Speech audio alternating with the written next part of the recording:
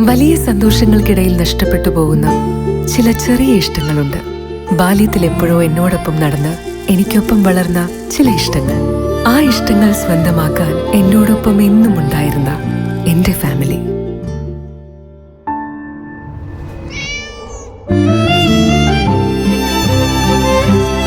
എന്റെ ഇഷ്ടങ്ങൾ എന്റെ ഫാമിലിക്ക് അറിയാം.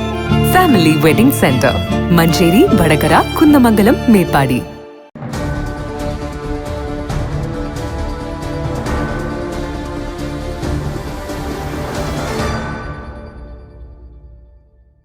Kozhikode municipal corporation employees union Vadakara unit കുടുംബസംഗമം വടകര തേജസ് ഓഡിറ്റോറിയത്തിൽ നടന്നു.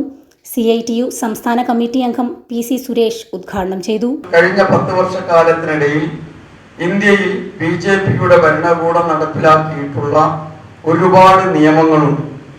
ആ നിയമങ്ങളെല്ലാം ഈ രാജ്യത്തിന്റെ ഭരണഘടനാപരമായ മൂല്യങ്ങളെ സംരക്ഷിച്ചു കൊണ്ടുള്ളതല്ല.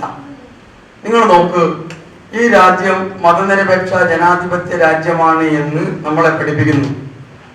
നമ്മുടെ ഭരണഘടന ആണയിട്ട് പറയുന്നു, ഇന്ത്യ ഒരു മതനിരപേക്ഷ ജനാധിപത്യ രാജ്യമാണ്.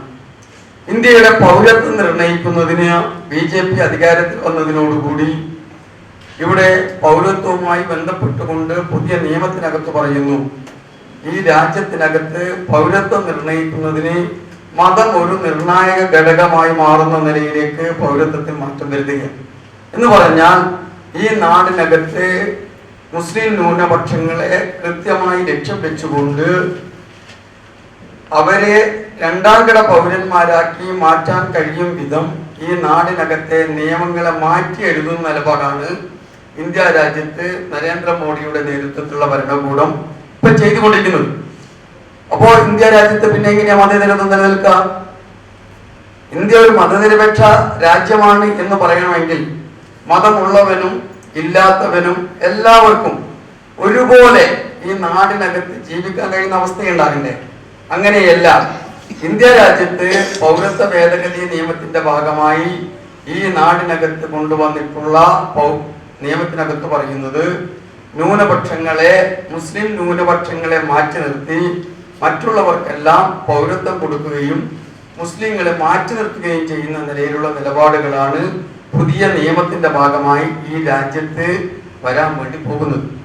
അങ്ങനെ ഒരു നിയമം ഈ രാജ്യത്ത് നടപ്പിലാക്കുമ്പോൾ സ്വാഭാവികമായും ആ നിയമത്തിനെതിരായി ഈ നാടിനകത്ത് പ്രതിഷേധങ്ങളും പോരാട്ടങ്ങളും സംഘടിപ്പിക്കാൻ ചുമതലപ്പെട്ട ഇന്ത്യയിലെ പ്രതിപക്ഷ പാർട്ടിയായ കോൺഗ്രസ് ഉൾപ്പെടെയുള്ള രാഷ്ട്രീയ പാർട്ടികൾ സ്വീകരിച്ച സമീപനമാണ് നമ്മൾ ഈ തെരഞ്ഞെടുപ്പിനകത്ത് പരിശോധിക്കേണ്ട ഒരു വിഷയം. സജീവൻ EK അധ്യക്ഷത വഹിച്ചു. CITU area president Venu Kakkattil, ജില്ലാ കമ്മിറ്റി അംഗങ്ങളായ രതീഷ്, അരവിന്ദൻ, K കുഞ്ഞിക്കണ്ണൻ, പ്രദീപൻ, സുനിത എന്നിവർ സംസാരിച്ചു.